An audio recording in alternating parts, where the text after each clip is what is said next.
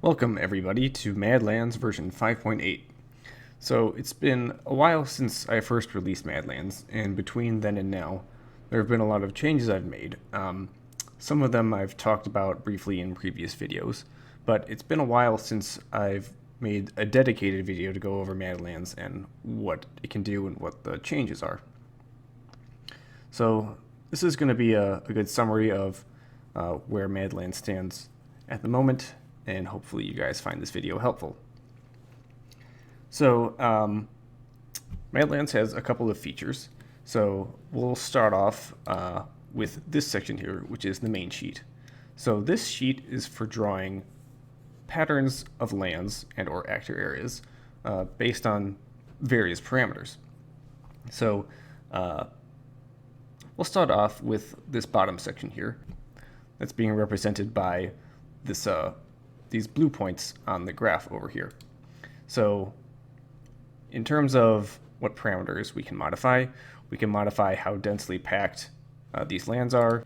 So the increment for now is 5 degrees, and if I wanted to change it from 3 degrees, the lands become more densely packed. I can change radius if I want to, so reducing that radius from 40 to 35 makes the radius a bit smaller. I can add some sinusoidal properties like an amplitude and frequency to give it a sort of fluctuating radius. I could give it a spiral factor if I wanted to.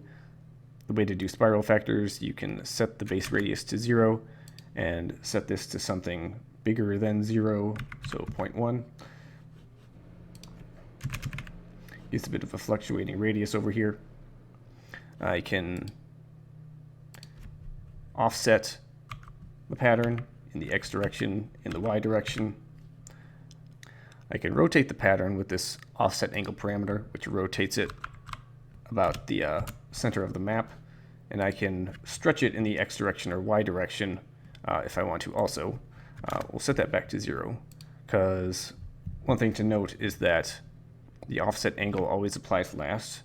So if I were to stretch this 0.5 in the X direction, you can see it switched over here, and then the offset angle can happen after that. So let's undo some of these steps we've made to get things a bit simpler. All right, so those were basically parameters for modifying the pattern, but in order to translate this pattern into something that the game can use, we need a couple of things extra. So base size is going to determine how thick this pattern is going to be, and then any other attributes that the game would need to create a land would be in this box over here. So if I wanted this pattern to take up no extra area besides whatever area is comprised by this base size, I can say number of tiles 0, and a terrain type, we'll call it dirt. So if I wanted to copy this pattern into the game, I can just copy all of these lands over here, and I can paste it into a land generation section in any map. So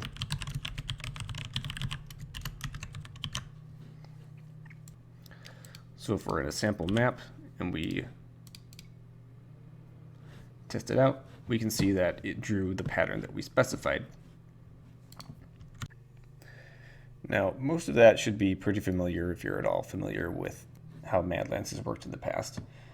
So in addition to a couple of other things like boundaries and inconsistent thickness, one of the things that I have not really mentioned before is that up to this point, the lands that we have drawn have been comprised based on these parameters with some sort of circular identity, and they don't necessarily have to behave that way.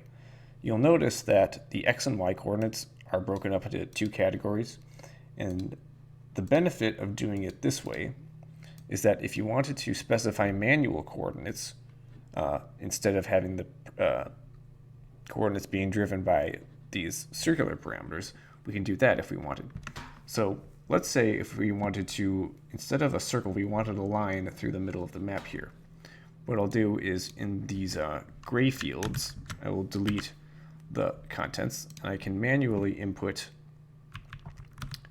the X and Y coordinates. So 1, 1 is going to be there, and then 2, 2 is going to be there. And I can keep on doing that until I get to 100%.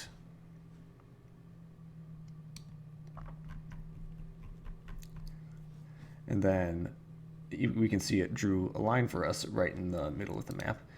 And what's nice about this is we can adjust this line with these parameters down here, even though they're not necessarily based off of the circular parameters up here. So I can adjust it 10 units in the X direction, 10 units in the Y direction if I wanted, or how about -10? And then I can refresh this filter, which gets rid of everything outside of these boundaries. And if I wanted to paste this line on the map as opposed to a circle, I can do that if I wanted.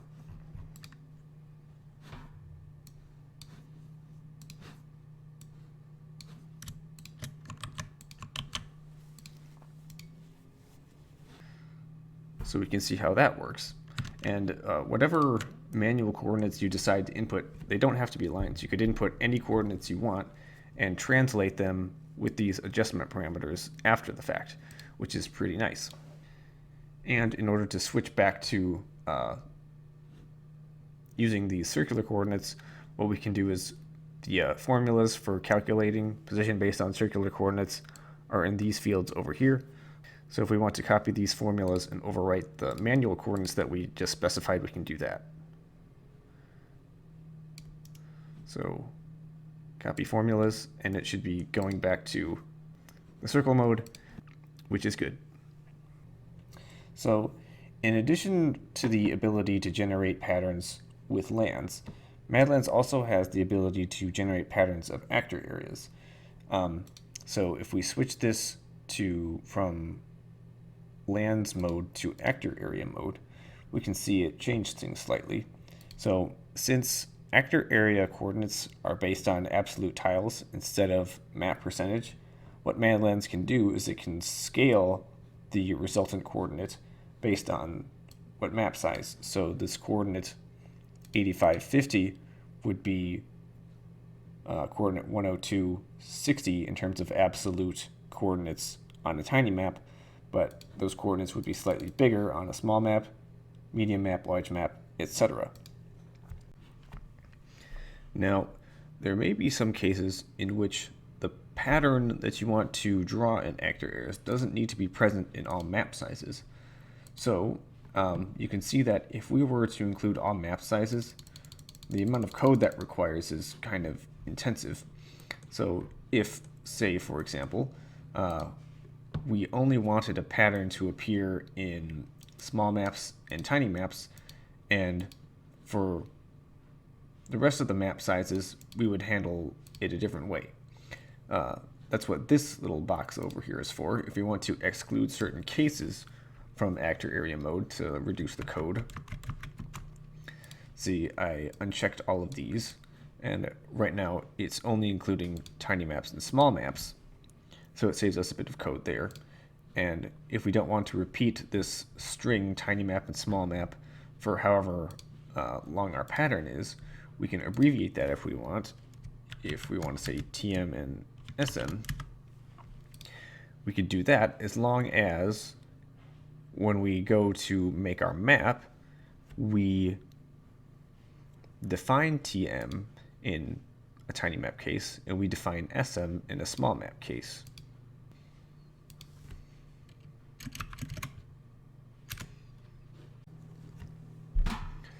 Now we can copy this into the game to see how that would work. When you're working with actor areas, all you need to specify in terms of attributes is the actor area ID, which in this case is 1, and the actor area radius, which in this case is 0. So if I were to grab this code over here, and I can paste it into an object section in our map,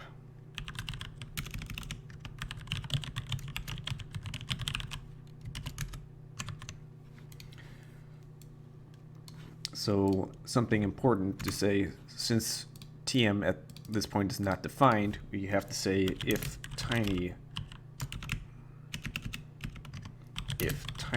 map define TM, else if small map define SM. And if I wanted to put some objects in those actor areas, I can put that down here.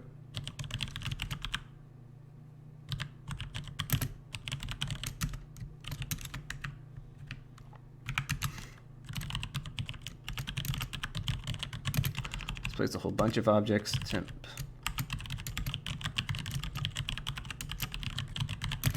min distance group placement can be 3. And we can say actor area to place in is number 1.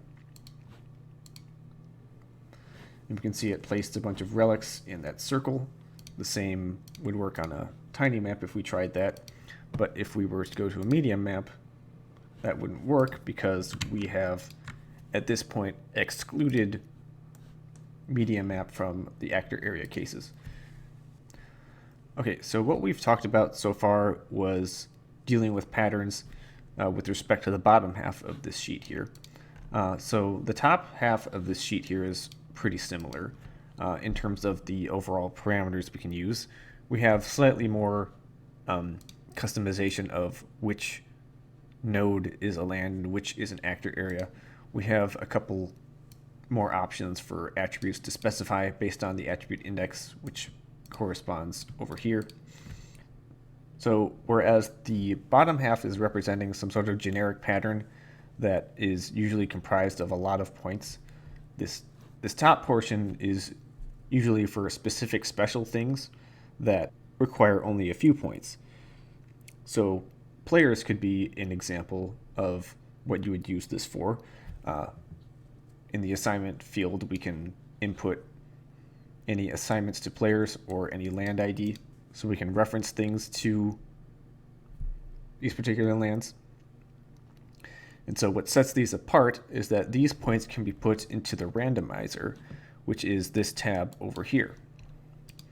So this randomizer is supposed to use the coordinates in the main sheet and basically generate multiple random configurations of those said points. So the randomizer has 3 modes. So we'll go through those. So pivot mode is first. So let's try and set up something here. So we'll set the increment to 45 degrees and we'll have 8 lands.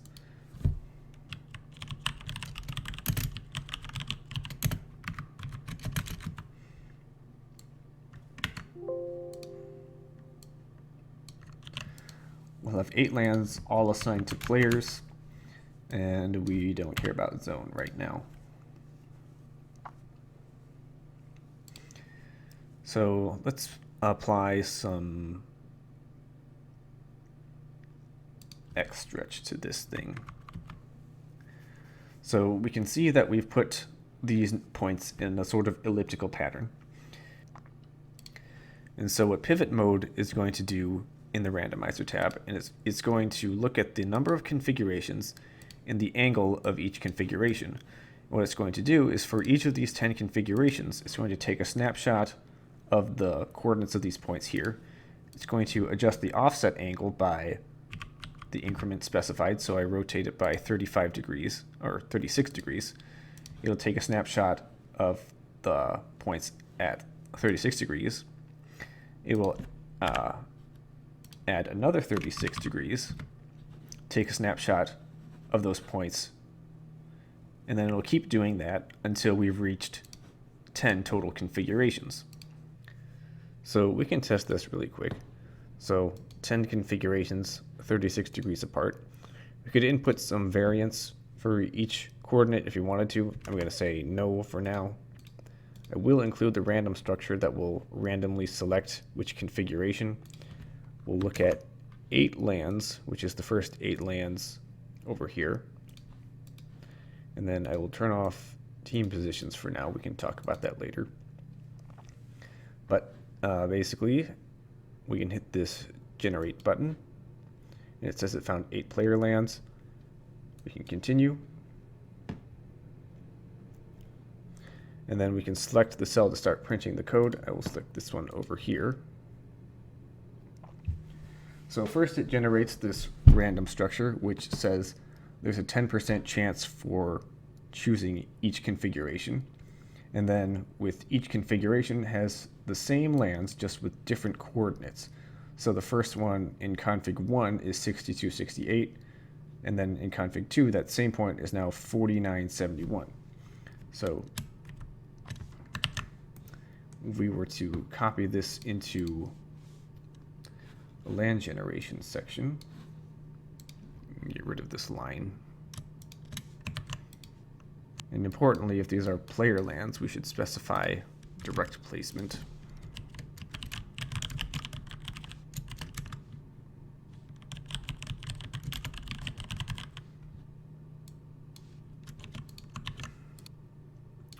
We'll reduce this land percent so it's a bit easier to see.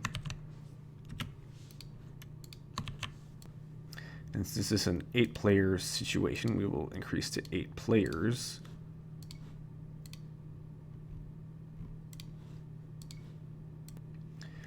So we can kind of see this a bit better, is that when we generate this pattern, it's taking a different orientation pretty much every time because it's randomly selecting from the 10 that we randomly generated. So we just looked at the pivot mode of the randomizer. So we'll move on to the next mode, which is location translation. So what we just looked at in pivot mode was that we increase this offset angle for each configuration that we would encounter. So 0 degrees, 36 degrees, etc. So what location translation does is slightly different. Instead of rotating the pattern itself, it will keep the pattern fixed, but each point of the pattern here will be translated across that pattern based on that angle increment. So we'll change the color of this point over here to be green so we can see it a bit better. So if we were to use location translation instead, we can still use 36 degrees. So this would be translated across that same fixed pattern by 36 degrees to move it up here, and then 72 degrees would put it up here. So the pattern stays fixed, it's just the location of each point on the pattern translates. So set it back to where it was. So before we start generating, let's adjust these attributes to be a bit easier to see. So we'll base size will be lower and land percent will be lower also. So let's switch it to location translation and keep the same parameters more or less. We can include a bit of variance. We'll say 2% variance. And then what we'll do also is we can include team positions. So I'll say default team positions for now, and we'll see what that looks like when it's generated.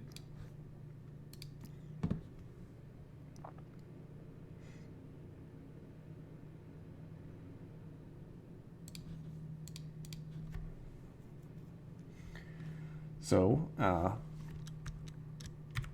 we've got a couple of configurations now, just like last time. So a couple of the differences. So since we added that variance, now instead of a fixed coordinate, it's a randomized coordinate between a certain range based on that variance. So the original coordinate was, I think we can check it at 6550. So compared to being a fixed coordinate at 6550, it has now 2% variance in both the x and y direction. So between 63 and 67 in the x direction, and between 48 and 52 in the y direction. And then also notice that since we turned on team positions, that in addition to the assignment that we specified in the main sheet, which was team -10, which is over here, it also incorporated these color assignments based on the team position layout.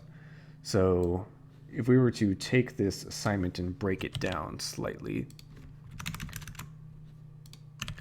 so it's looking if team layout, if team direction 1, then you can assign to color 1.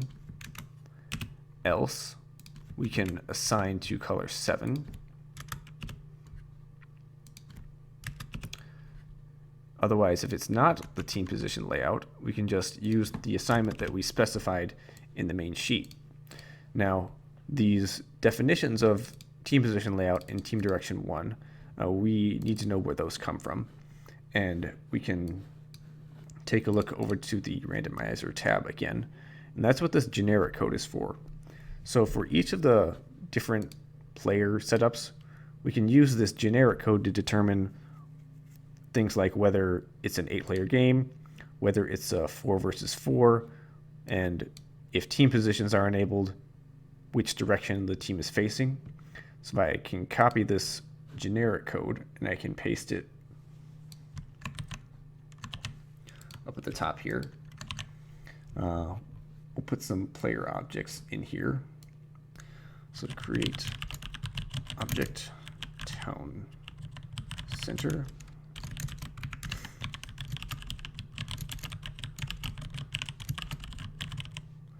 Set place for every player.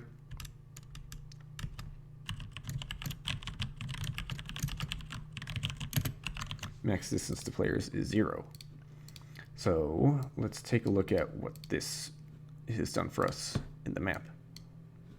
All right, so we can keep on generating, and we can notice that the relative orientation of the pattern is pretty fixed throughout all generations. It's just the locations of each player is different with each generation across that pattern. So this is the red player here. We can see that he's occupying this position now. We can generate it again, and we can see that the red player is over here now. Now the red player is over here. And now it's on the completely opposite side of the map. Now, the fact that we have team positions implemented in our map script right now doesn't really mean so much at the moment, since we don't have teams set up in this scenario. But if we can load up a different scenario that has teams defined, for example this one over here, I can generate the same map and we can look at what the team position layout would look like. So when teams are defined, we are able to take a look at what the team position layout looks like. And when we have the default team positions enabled, that means that in an 8-player setup, we have colors 1, 3, 5, and 7 versus 2, 4, 6, and 8. Colors 1 and 7 are flanks in this case, and 3 and 5 are pockets. And then colors 2 and 8 are going to be flanks on the other team, and colors 4 and 6 are going to be pockets on the other team. So that assumes that your pattern has some sort of circular identity, but if you happen to use manually specified coordinates, the first player assignments will get assigned to the first team based on color, and then the next player assignments after that will be assigned based on color in the order that you specify. And we may be able to take a look at an example of that later. But in our case, it's pretty simple. Is that we can see colors 2 and 8 on this team are on the flanks. Colors 4 and 6 are pockets. Colors 1 and 8 are flanks on this team, and colors 5 and 3 are pockets. We can generate again, and we can see that it's always the case.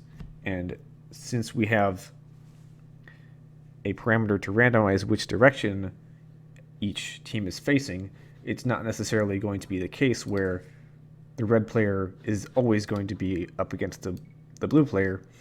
It can be random in the sense that now the red player is up against the gray player. Now, in addition to using the default colors for team positions, you could also specify custom colors if you don't like warm versus cool. But the default positions are what's pretty standard in competitive settings, so I usually keep it that way and I never change it. Okay, so we have one more mode in the randomizer to go through, and that's through assignment shuffling. So in order to test this, we'll adjust the map slightly. So what I'm going to do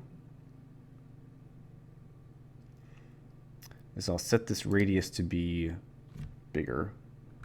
So bigger there.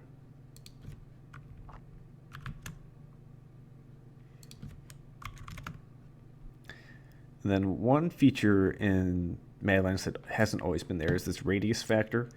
So the default is 1, so it will calculate the circular coordinate based on the full radius.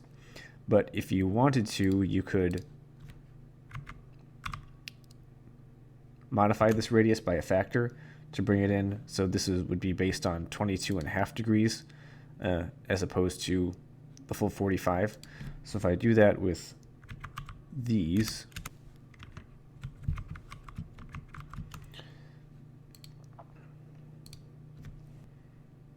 I can set angles 45, 45, 135, 135, 225, 225, 315, and 315.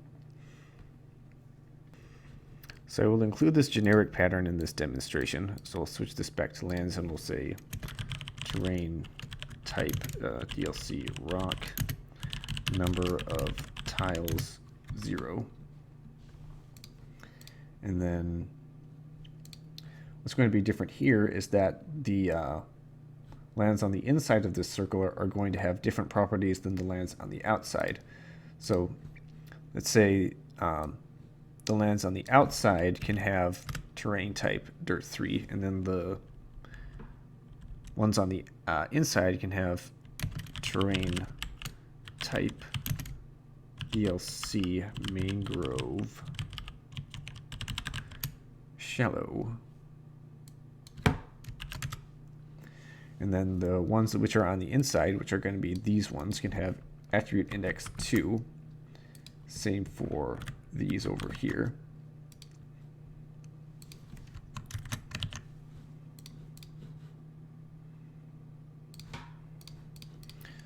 So let's get rid of these lands that we have here currently. And then without randomizing first, let's bring in these 8 player lands.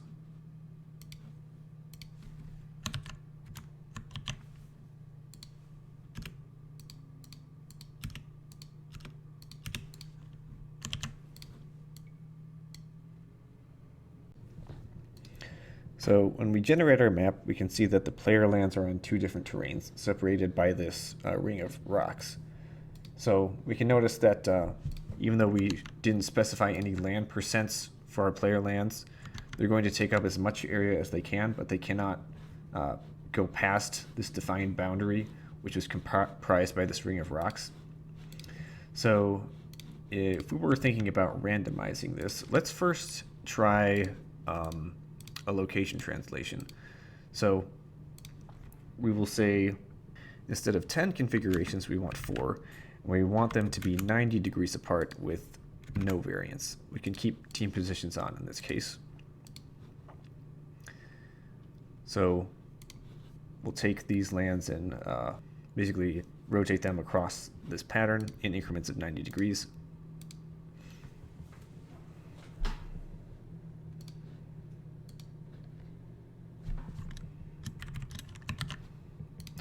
So we'll place these player lands with the randomized set over here.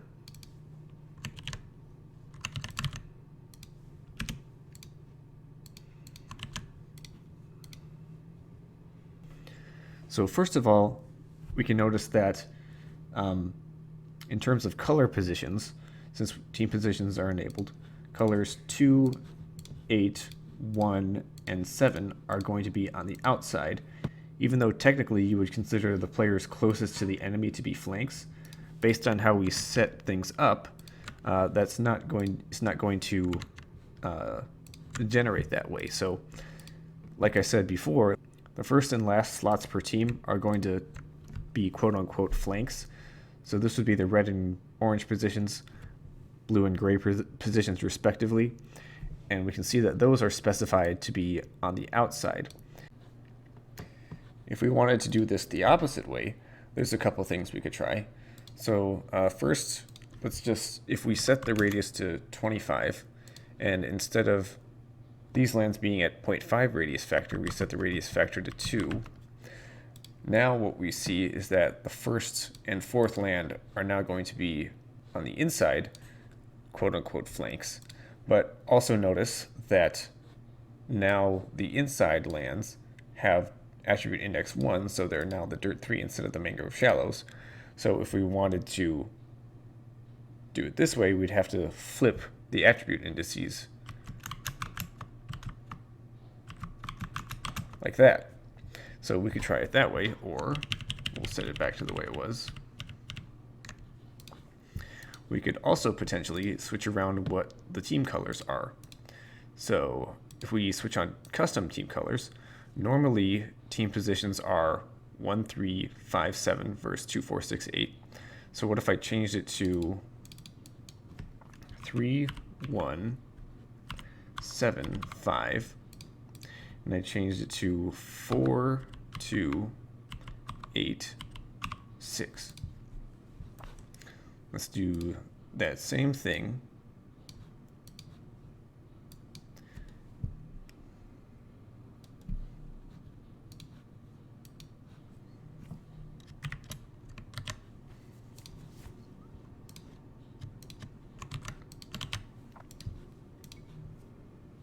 So now we generate it again, and now the players which are closer to their enemies are now the red and orange player, which is a bit closer to what you typically expect for a team position layout. But if we keep generating this, we can notice that in all cases, the quote-unquote flank players will be on the inside, and the pocket players will be on the outside. Now, we were supposed to be talking about assignment shuffling, so we will go through that. So, if we switch this to assignment shuffling, the first thing to notice is that this, which previously used to say angle, is now specifying an offset. We will set this to 1. 1 is the default, and I can explain what this does later. But essentially what assignment shuffling does, and it will be easier to see this if we change this. So instead of assigning to, well,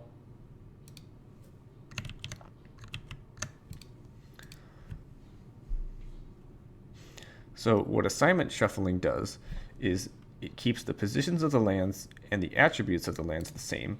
It just changes what each land is assigned to. So it'll just switch the assignment. So the first time it takes a snapshot, it'll take a snapshot of these assignments, and then it'll move all the assignments down 1, and it'll move this assignment up here, take a snapshot, and then keep doing that until we get to the number of specified configurations. In this case, I want to set it to 8, but let me undo this first. It's not going to make much of a difference with all of the assignments being at team -10, but we can also incorporate team positions, and it'll be a bit more clear what's happening.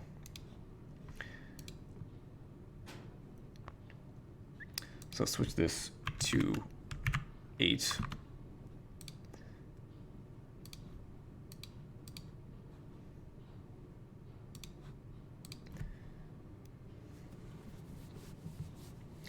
We will generate this over here.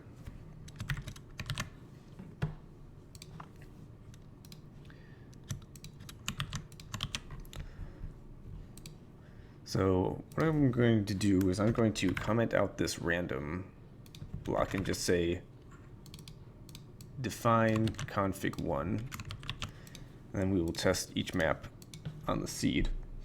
So configuration 1 looks like this, which isn't really any different than what we just saw previously. So red is over here, orange is over here, blue, gray. So if I switch this to configuration 2, now we can see red is now up here, orange has moved from here to here, and so on. So if I switch to configuration 3, I would expect orange to move up here and red to move over here. Let's see if that's right. See, orange is now here, and red is now here. And now if we want to talk about this offset parameter, so basically the default is moving each assignment one index per configuration, but if we increased this offset, like to 2 for example, assignment number 1 would move to assignment number 3, and then number 2 would move to number 4. So it would go 2 indexes per configuration instead of 1. So if I were to reduce these configurations to 4,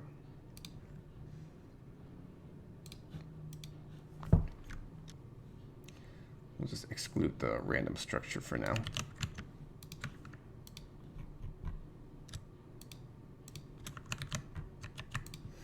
And we'll just say start at configuration 1. See, red is over here. And if I switch it to configuration 2, I would not expect red to move over here. I would expect red to move over here because that's 2 land indexes instead of 1.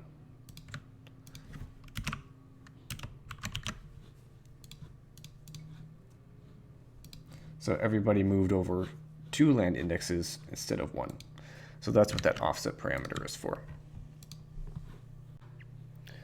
So hopefully that gives you a good idea of what MadLands is capable in terms of patterns and randomizing them. I know we've covered a lot of information in this video, and that's without even touching on the changes to the map pack and icon management, which is probably going to have to be for a future video. But for now, I think that's going to be it. So hopefully you guys have found this helpful, and stay tuned for the next part.